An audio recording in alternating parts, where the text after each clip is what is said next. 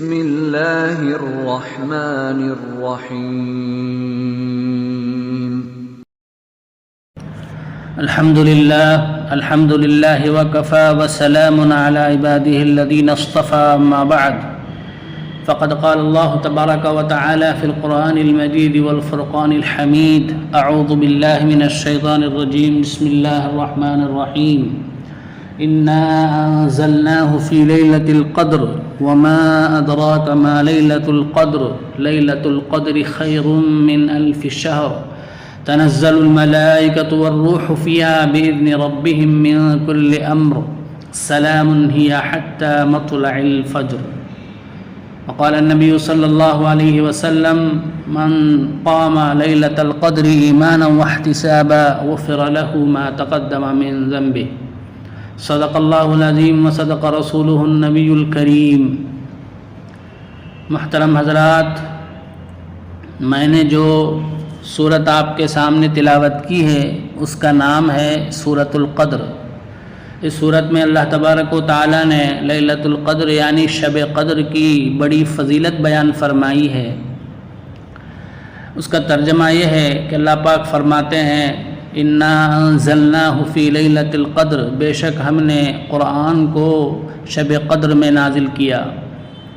وما ادراک ما لیلۃ القدر، اے محمد صلی اللہ علیہ وسلم کیا آپ کو معلوم بھی ہے کہ لیلۃ القدر اور شب قدر کیا چیز ہے؟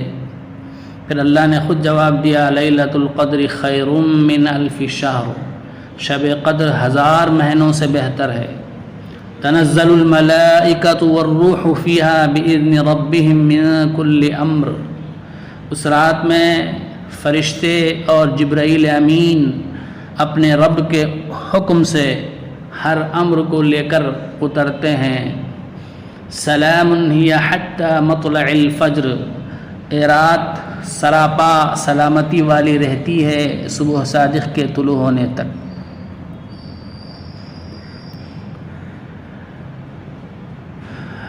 سورت کا مطلب یہ ہے کہ اللہ تبارک و تعالیٰ فرماتے ہیں کہ ہم نے اس قرآن کو شب قدر میں نازل کیا. مفسرین کرام فرماتے ہیں کہ اللہ تبارک و تعالیٰ نے تمام آسمانی کتابوں کو اور صحیفوں کو رمضان کے مہینے میں نازل کیا اور قرآن پاک کو شب قدر میں نازل کیا. پورا قرآن لوح محفوظ سے آسمان دنیا پر اسی رات نازل ہوا. اس کے بعد تھوڑا تھوڑا حسب ضرورت 23 سال کے عرصے میں نازل ہوا. وما ادراک ما لیلۃ القدر لیلۃ القدر خیر من 1000 شہر، شب قدر 1000 مہینوں سے بہتر ہے. مطلب یہ ہے کہ اگر کوئی شخص شب قدر میں کوئی عبادت کرے گا تو 1000 مہینے تک عبادت کرنے کا جو ثواب ہے اس سے بھی زیادہ ثواب ملے گا. اور اس رات کی خصوصیت یہ ہے کہ اس رات کو حضرت جبرائیل علیہ السلام اپنے خاص فرشتوں کی ایک جماعت کے ساتھ دنیا میں اترتے ہیں، اور جس کو بھی چاہے مرد ہو یا عورت ہو اب عبادت میں مشغول ہو، کھڑا ہوا ہو یا بیٹھا ہوا ہو، اس کو سلام کرتے ہیں، اس سے مصافحہ کرتے ہیں اور اس کے لیے دعائے رحمت کرتے ہیں. اور یہ سلسلہ اس رات کے کسی خاص حصے میں نہیں ہوتا بلکہ پوری رات تک محیط ہوتا ہے اور صبح صادق تک رہتا ہے. مفسرین کرام فرماتے ہیں کہ یہ سورت ایک خاص واقعے کے بارے میں نازل ہوئی کہ ایک مرتبہ آپ صلی اللہ علیہ وسلم نے بنی اسرائیل کے ایک شخص کا ذکر کیا جو 1000 سال تک عبادت کرتا رہا. اس کی عادت یہ تھی کہ رات بھر عبادت کرتا، جیسے ہی صبح ہوتی جہاد کے لیے نکل جاتا. جب آپ صلی اللہ علیہ وسلم کے صحابہ نے اس واقعے کو سنا تو انہیں تعجب ہوا اور اپنے پر افسوس ہوا کہ ان کی عمریں تو 1000 برس ہوا کرتی تھی، ہماری عمریں تو بہت ہی مختصر ہیں، 60-70 سال ہوتی ہے. ہم گزشتہ امتوں کے عبادت گزاروں کے ثواب تک کیسے پہنچ سکتے ہیں؟ تو اللہ تبارک و تعالی نے امت محمدیہ پر رحم فرمایا، کرم فرمایا اور اس سورت کو نازل کر کے اعلان کر دیا کہ یہ نازل کر دیا اور یہ بتلا دیا کہ ہر سال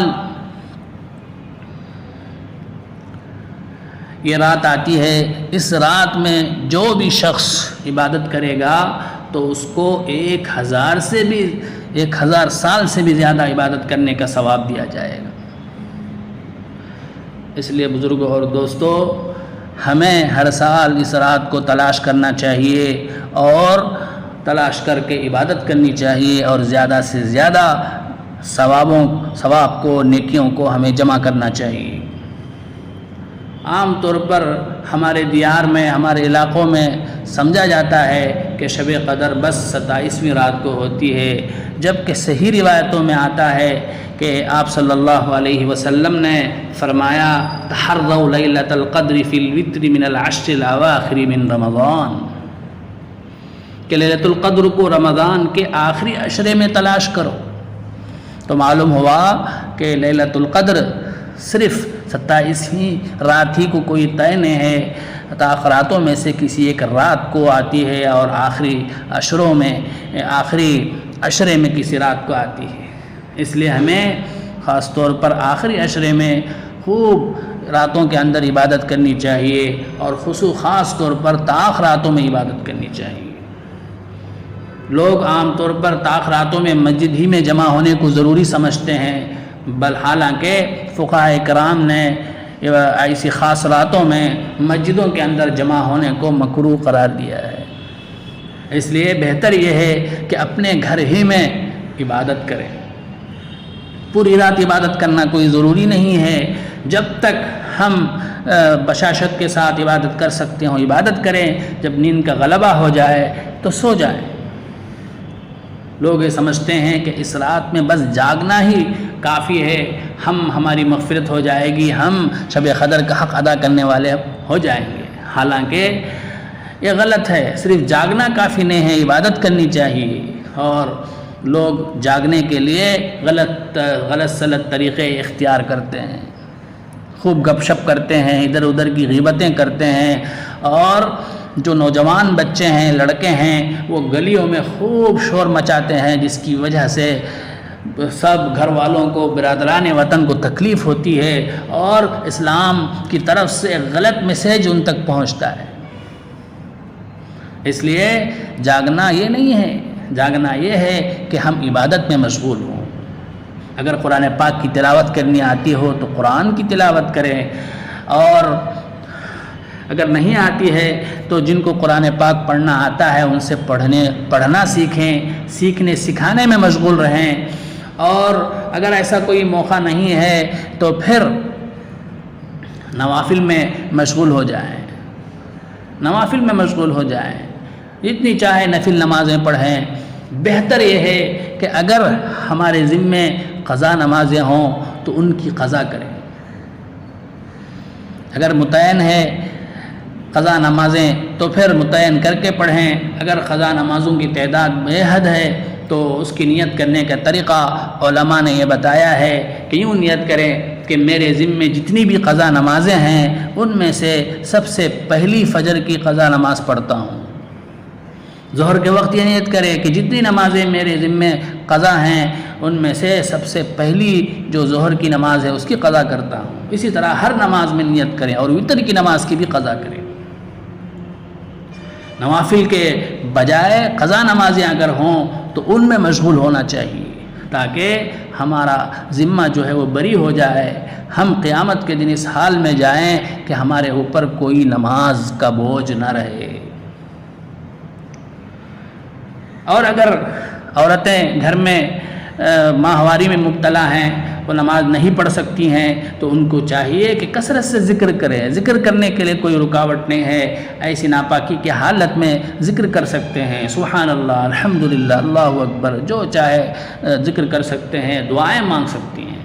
حضرت عائشہ رضی اللہ تعالیٰ عنہا سے روایت ہے کہ انہوں نے آپ صلی اللہ علیہ وسلم سے پوچھا، اے اللہ کے نبی اگر میں لیلۃ القدر کو پاؤں تو کیا دعا مانگوں؟ تو آپ صلی اللہ علیہ وسلم نے دعا تلقین فرمائی، اللہم انک عفو تحب العفو فاعف عنا، اے اللہ تو معاف کرنے والا ہے، معاف کرنے کو پسند کرتا ہے، ہمیں معاف فرما دے۔ اس دعا کو کثرت سے کرنی چاہیے اور دعا میں مشغول رہنی چاہیے۔ جو نماز پڑھ سکتی ہیں قضا نمازیں وہ پڑھیں، اگر قضا نمازیں نہیں ہیں تو نوافل پڑھیں۔ نوافل میں سے خاص طور پر صلاۃ التسبیح پڑھیں۔ صلاۃ التسبیح میں بس 2 کام کرنا ہے، ایک تو یہ کہ تسبیح کو سیکھنا ہے، تسبیح تیسرا کلمہ ہے سبحان اللہ والحمد للہ لا الہ الا اللہ،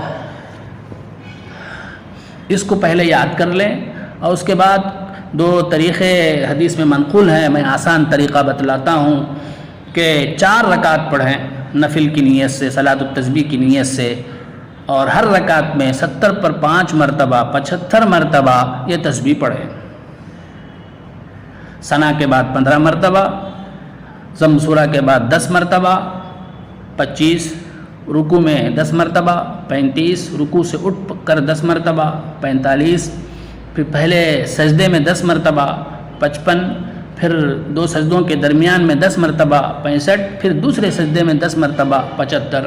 اس طرح ہر رکعت میں کریں تو کل 4 رکعتوں میں 300 تسبیح ہو جاتی ہے۔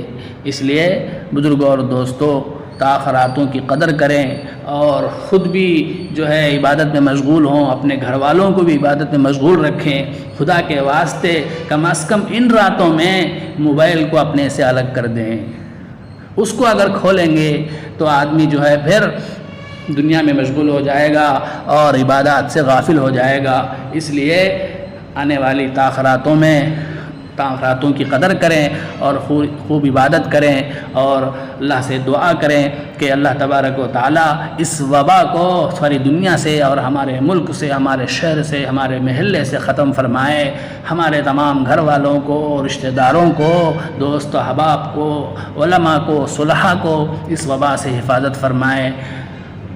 یہ دعا کریں، اللہ مجھے بھی عمل کی توفیق عطا فرمائے، آپ کو بھی عمل کی توفیق عطا فرمائے۔